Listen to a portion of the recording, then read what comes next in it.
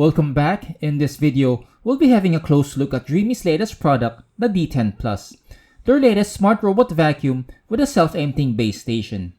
This variant is the latest in Dreame Tech's growing portfolio of smart robot vacuums and may offer the best bang for your buck.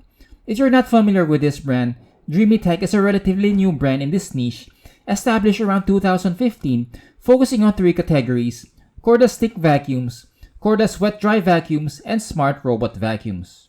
I've reviewed several of Dreame's smart robot vacuums, and the D10 Plus is their second option with a self-emptying base station. This model is the more basic option without the obstacle avoidance sensors and a smaller bag capacity, but it's cheaper, which could be a deciding factor for some folks. The D10 Plus uses the same design elements as Dreame's other smart robot vacuums like the D9, L10 Pro, and Z10 Pro. It relies primarily on an LDS sensor for map creation and navigation, and it's one of the first brands I've tested with a mapping run that takes full advantage of LiDAR's 360-degree scanning. So it can create a map without going through every nook and cranny, saving time and increasing efficiency. It uses a similar dustbin to the Z10 Pro with a 400 ml capacity. There are two ports underneath, but only one of them is used by the base station to vacuum up debris from the dustbin. The other, I think, acts as a release valve to optimize airflow. The second vacuum inside the self-emptying base station has enough power to remove stuff like dust. Underneath, it has the same brush layout as older Dreame Tech robots with a single side brush and combo brush. There's a slot behind the primary brush for the mopping pad, enabling this robot to mop and vacuum simultaneously. Unfortunately, it doesn't have a vibrating element, and if this is a priority, then a better option would be the W10 Pro with the dual spinning pads.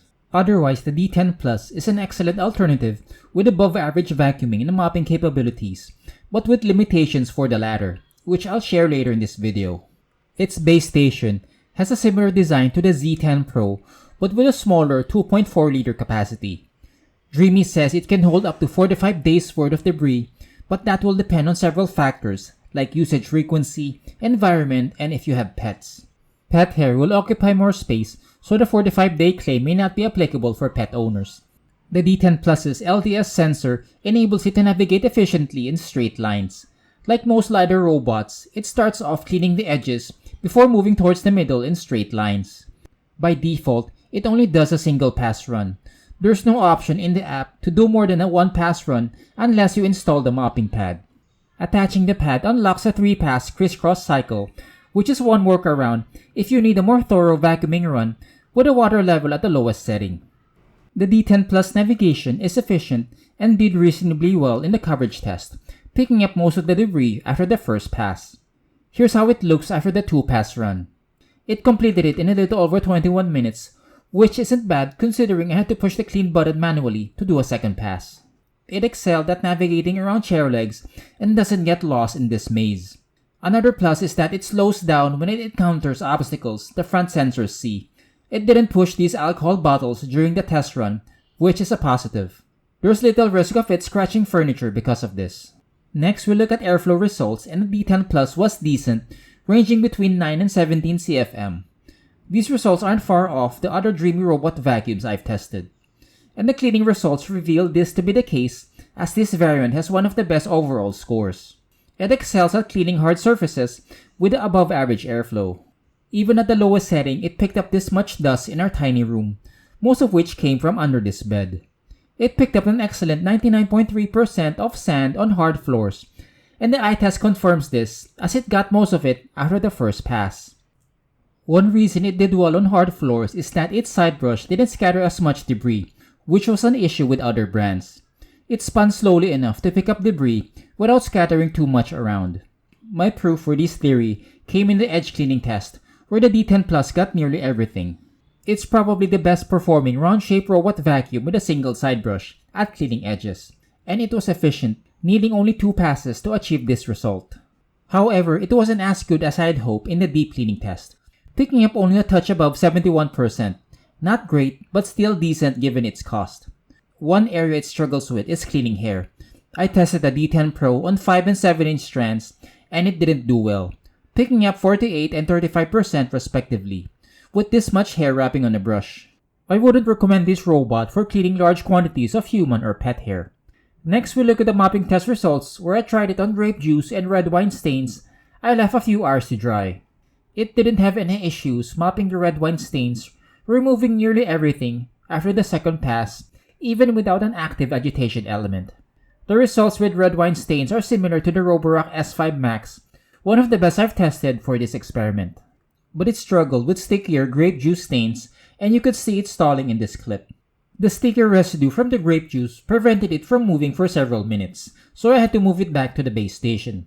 Not having an active agitation system definitely hurt the D10 Plus cleaning these types of stains. Nonetheless, I wouldn't recommend using a traditional robot vacuum and mop hybrid to mop food-based stains. These products cannot pick up liquid and will spread residue on the surface. It may work for light stains, but not for heavily soiled surfaces. And I don't recommend it for cleaning wet spills since it cannot pick up liquid. Go with the W10 Pro if you need the extra scrubbing power, but for light-duty mopping, the D10 Pro will do this task decently. Next, we look at the noise levels using a sound meter, and the D10 Plus wasn't noisy in the two lower settings, only registering 62.7 and 64.5 decibels. However, it goes up significantly in the two higher settings at 69.6 and 74.1 decibels in the strong and turbo modes respectively. Fortunately, it has enough airflow in the lower settings for daily cleaning tasks involving dust, especially in hard-to-reach spots under furniture. Dreame didn't specify how long the D10 Plus will run. They'll say it will cover up to 270 square meters or just a little over 2,900 square feet. It uses a 5,200 mAh lithium-ion battery, the same battery found in other Dreame robot vacuums, with a claimed runtime of 150 minutes. The D10 Plus is compatible with the Xiaomi Home app, as with other Dreame robot vacuums, and I'll highlight the most helpful features starting with a quick mapping run. Dreame is the first brand I've tested with this feature that fast-tracks the map creation process. Instead of having to do a vacuuming run where the robot has to go through every nook and cranny, the quick mapping feature takes full advantage of the LDS sensor's 360-degree scanning to draw the map. This reduces the time it takes to create the map significantly. Next is the 3-pass crisscross run that's only available with the mopping bracket attached.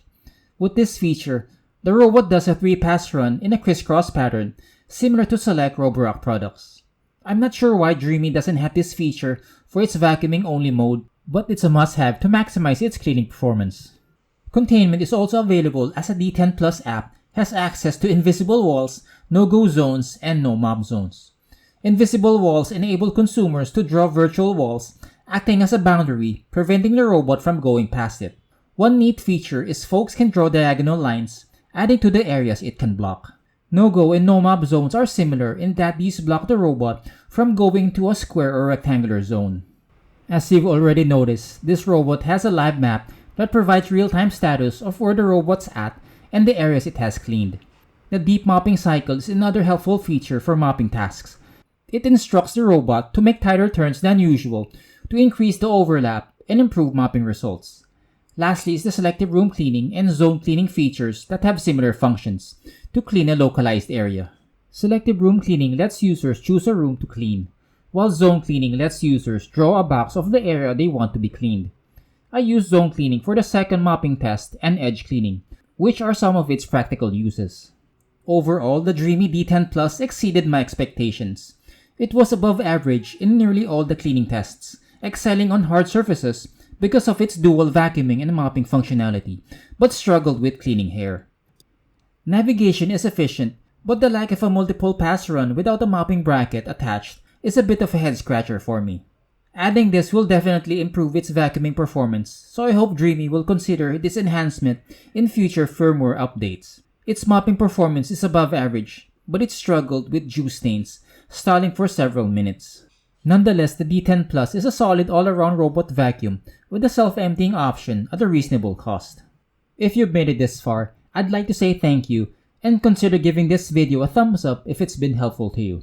This goes a long way in growing the channel and reaching out to more consumers. Subscribe and hit the bell icon to get notified when I publish new reviews like this. Links are in the description below for more information about the Dreame D10 Plus. Thanks again for watching, and I'll see you in the next video.